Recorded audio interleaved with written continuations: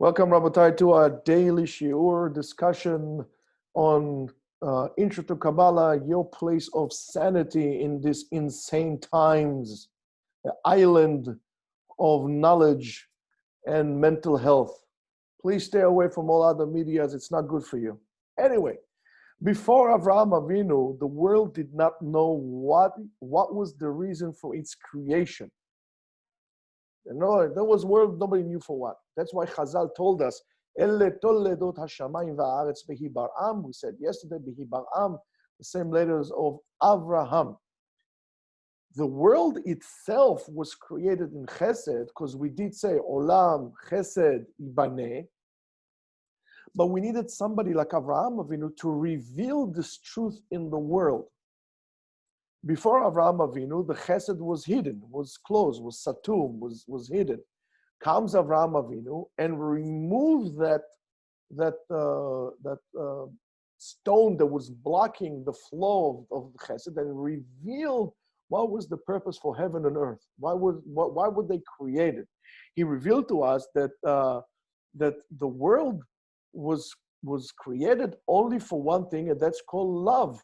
For the sake of love. And by doing so, he opened up the channel of kindness in the world. What we see today, what we exhibit today, is the complete opposite of kindness, the complete opposite of what the world was created for.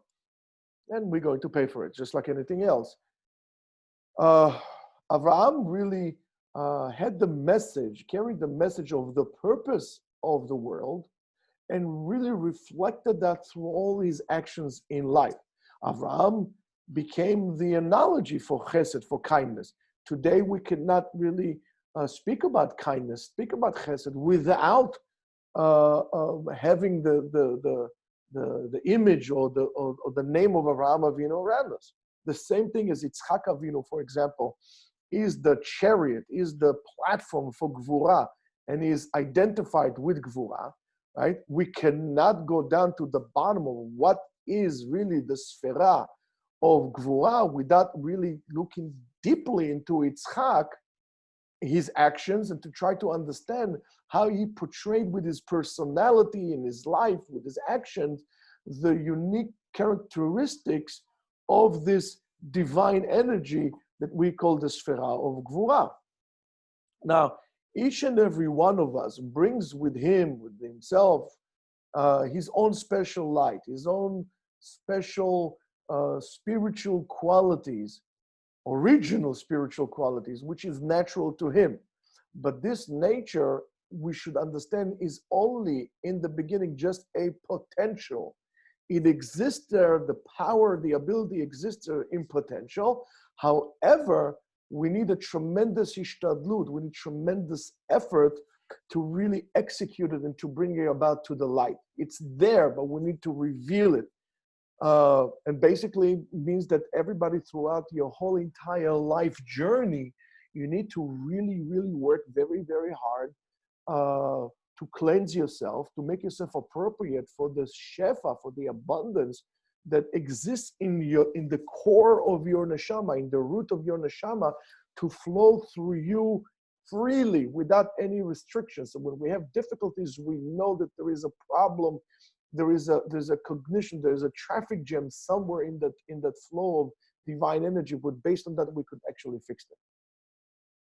The Avot, the forefathers, were not just born with this characteristic that they have, but they also work very, very hard to develop, to enhance that type of flow in which they were belonging to. At the end of it was they did not develop it only for themselves, they developed it for all humanity.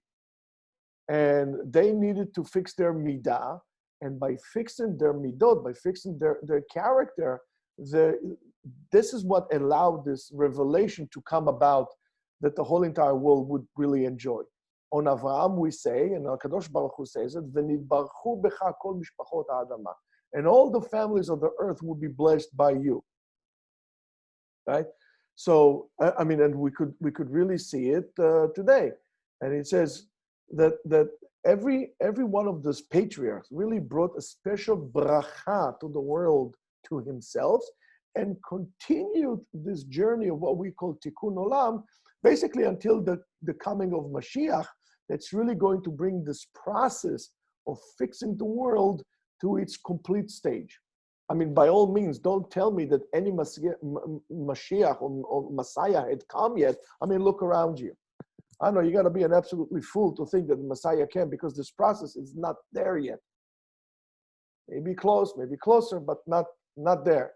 So Chazal told us that tzarich kol adam lomar matai yagiu ma'asai lema'asei avotai. Every person should say, when would my action reach the level of the actions of my forefathers? And what Chazal say that they don't mean that we need to imitate the actions of the father as an external measure, and many people do that. They speak a certain way because it becomes the lingo. I knew somebody who was just a regular guy, around the block, they say, and he was, just a regular guy. As soon as he became a rabbi, he put a jacket on. As soon as he became a rabbinical job, he started walking differently. He had a certain gait that he developed, because that's how the rabbis walk. I mean, let's say, for Shalom, you're like a 35-year-old kid. Why are you walking like 75?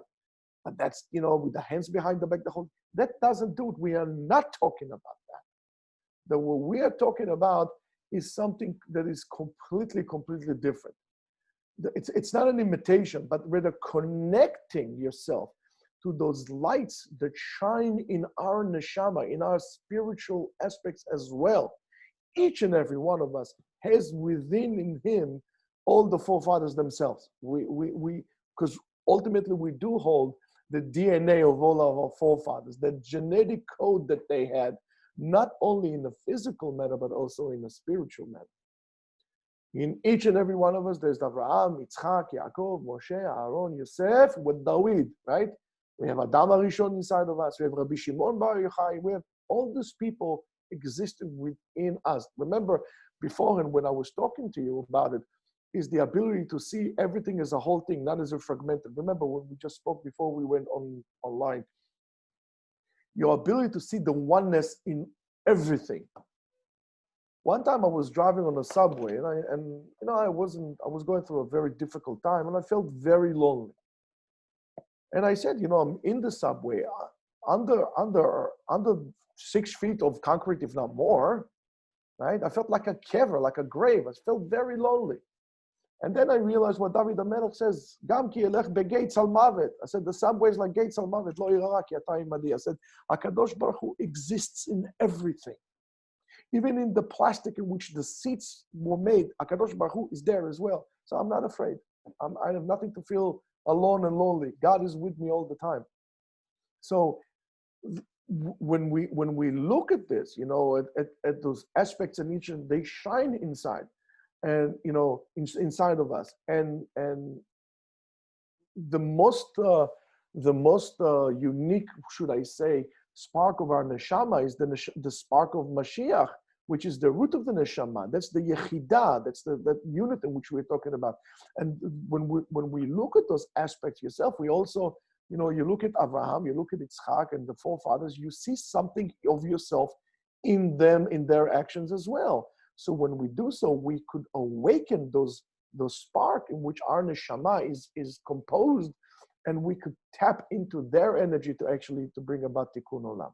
Each one of the forefathers was an example of the platform of the Merkava, and a different sfera through their images. If you sit down and you analyze their persona, who they were, you could also learn about the way the sferot, the characteristics of the sferot themselves with the association of the forefathers. And those 10 sferot really are the profile, the image of our whole neshama, which is really the tzelem Elokim, which everybody is being created or formed by. Those 10 sferot exist also with each and every one of us, and as a representative of the sferot, each one of the Avot also exists inside of us. And this body is really the host for all these things together. And what we call Etz Chaim, the holy tree, This is the secret of who the man is really, what he really is, in a way, a part of creation. He is the missing link that connects God to this world. And there's no separation between man and God, as I told you. If you look at a rock and you look at a stone, you should be able to see how this little pebble, disappears into the rock. In other words, it becomes one, and how the rock disappears into the stone because it becomes one. Not always just looking to compartmentalize, to put to make separation, to try to create boxes and to put people and items and situation. Everything is one effort, because if you're going to bring yourself above time, above the dimension of time, there is beginning and end. There's nothing really in the middle.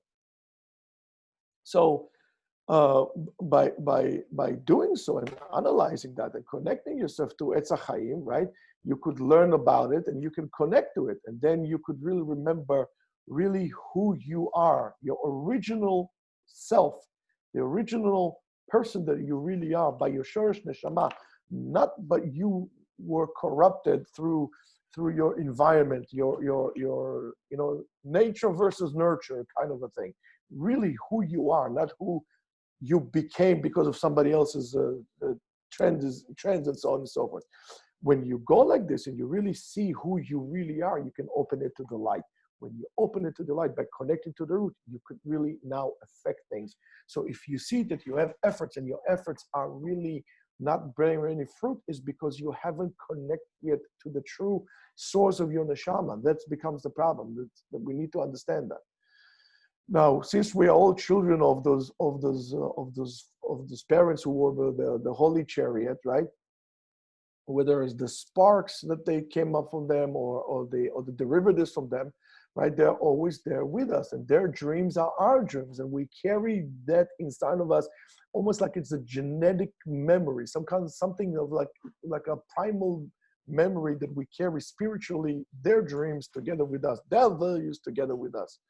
And that is what we call the tradition, the general neshama, the concluding neshama of all the Jews put together, right? And they are the teachers, and they are the parents, and they are their, whatever they inherit us. It's always cherished inside of us. I mean, and you could even be a non-observant Jew, and those qualities of Avraham Avinu will be there with you, in terms of calling for injustice, and in terms of caring for people, and so on and so forth.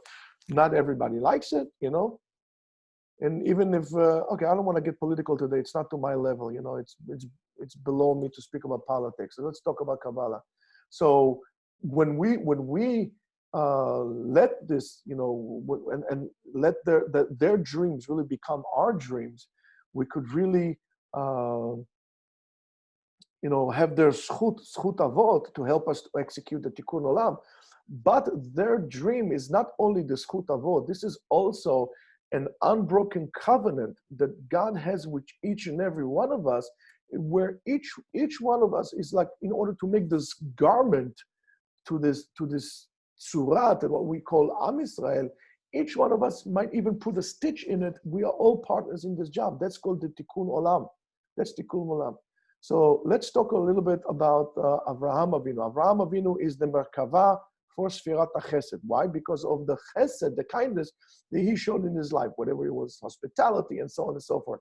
The love of Avraham Avinu and his actions really became an expression for this love, and are the pipe for expression of divine love to this world. Every person could really put the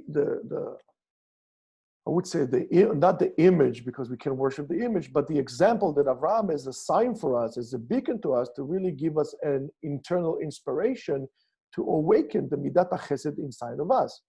Yitzchak, for example, is the Merkava for Sfirat HaGvura, for the Gvura. And Sfirat HaGvura is also called Pachad. On Yitzchak we say Pachad Yitzchak. Pachad Yitzchak means that the Gvura of Yitzchak was a hero, but a different one. He's an internal hero. He was hidden. It was all condensed with this four amot, with this domain of itself. In other words, Yitzchak has very little to do in interaction of the world, right? You might say that is weakness. It's very passive, very weakness, very disconnected from the world, but this is not the case. Yes, we have to say that it feels a little weird in terms of the word, like very removed from it. But the source of this removal, it's not because of its katnut mochin, because of weakness or so on and so forth, but rather the understanding of how high and noble is reality, the different reality, what life is really about. I don't want to deal with this garbage. So that is a waste of time for me. I don't want to deal with this. I'm all for God. And it, the gvura, that when we're talking about gvura, it feels that the whole entire world is like what we say a gates al mavet, right? And it's not even worth one breath. It's all just like nuisance, right? And as the Kotzker Rav said that, the Kotzker Rav said that, and comparing with this complete reality, which is really superior and so on and so forth, our reality is so limited, it's so poor, it's so not worth it, right? So if the chesed would be like water that comes down, right, the gvura will be like fire that goes up, and the sparks go up like this, like in a way when you have a bonfire, you have spark, boof, coming in like this, the sparks go up. So chesed is water, gvura will be fire. The source of gvura is really, the source of it is from Ari Champin, that really reveals within itself the should I use this word for lack of better terms, the willingness of God to come down to this world, to make an apartment for him to dwell in this world. I'm sorry, that's the chesed. The gvura is really the source of it. It's in Atika Kadisha, right? So the chesed wants to come down. The gvura, we say, wants to go up. The Atika Kadisha is attached to the Ein Sof, which is, of course, the root of the chesed when we talk about Memale Kol Almin, right? Which is really the eminent part of that, which is the source of the gvura when it comes Sovev Kol Almin. It surrounds all the world. So it's connected to that in that manner. In other words, there's a certain line which they connect, a certain particle that connect. The internal gvura does not really struggle and does not really compete with others. A person who is in gvura, it's like, this is nonsense for me. But really concentrated its whole entity to win itself. My martial art teacher told me that the highest form of martial arts is when you're going to have the battle with yourself to overcome your own internal demons, not to fight others. So all the training that you do is to really overcome yourself, to really melt down those the harsh boundaries of your small, mindfulness of really, it's all about me and so on and so forth, and to really bring yourself up to something, to a higher level that you want to elevate yourself. So Yitzchak is really like a flying angel in a way, right? That is not really from this world. It comes from the side of the Din. And his eyes of Yitzchak, that's why Yitzchak couldn't see well, because his eyes were not directed out. His eyes were directed in. That's why Yitzchak Kehenaim, he couldn't see so well because he was not looking outside, he was looking inside. And that's why he wanted to help Esav. That was the reason why. He, in a way, is kind of blind. He sees more the real reality rather than the reality in which I'm here now. He sees the whole entire picture. He's not being distorted with what his eyes see him. He sees what his soul lets him see. And even if he lives like another person, he eats, he drinks, and so on and so forth, he in a way does not feel like a person that is living in this world. Yes, his body is here when his neshama is completely dead. And that is that. Just a small thing about Yaakov, because I want to finish the three forefathers. Then next time we're going to talk maybe about Moshe Rabbeinu and so on. Yaakov is the chariot for Tiferet. Tiferet, remember we say, is the beginning of Ze'er Anpin, because in his life, he really was able to fulfill that. He was Ish Tam Yoshev Ohalim. He was a complete person sitting down in a tent. This Tmimut, doesn't mean like he's naive, but Tamim Shon Shalem. It's Shleimut. It's completion. He was a complete person. Avraham and Yitzchak really represented two completely opposites, two the plus and the minus. They were the two are complete opposite. And Yaakov in his life was the synthesis. They were the thesis and the antithesis. He was the synthesis, right? And he transformed his life in a tremendous way. He really kind of changed himself from one end to another. From a person sitting down like this to the tents, he became a person going out, fighting with angels, sleeping at nights in the field. In a way, he took a role of Esav somewhere along the line. And by doing so, but this complete change that he had, that's why he got another name. In a way, there was another person here. That's why it's very important to accept a name upon yourself. And you see it quite often in Chazal and in the times of the Tanakh, that based on a certain event, a significant event that an individual went through, they change his name. They add the name, they change the name, and so on and so forth. Lehavdil, you will find this in many ancient cultures, the same thing like our argument's sake, lehavdil again, Native Americans and so on and so forth. Some major event will make you change the name because you're not the same person. And Yaakov Avinu did the same thing. He got the different name, and his name was from Yaakov. He went to Israel. Why? Because with this struggle that he had, or the battle that he had with an angel, he was able to win himself. He was able to fight himself, and he was able to win, and he was able to find a direct path to God, straightforward. That's why he's called him Israel. Israel.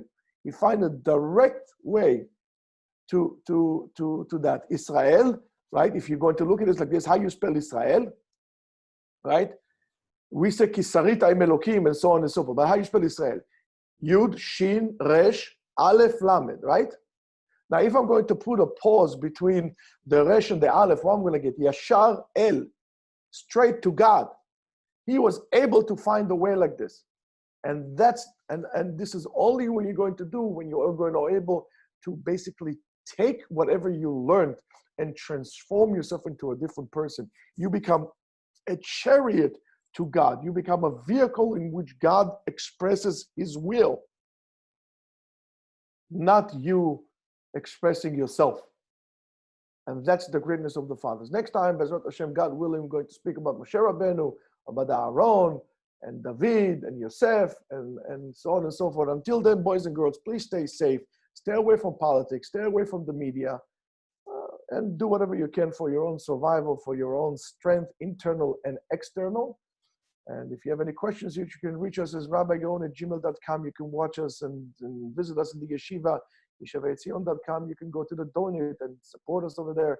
You can also follow us on Instagram, Facebook, and YouTube, and other medias of Torah. You could also, please, when you watch the videos, don't forget to share, like, and subscribe. And until then, boys and girls, don't give up hope. Salvation is on the way. Have a wonderful, safe, and inspirational day.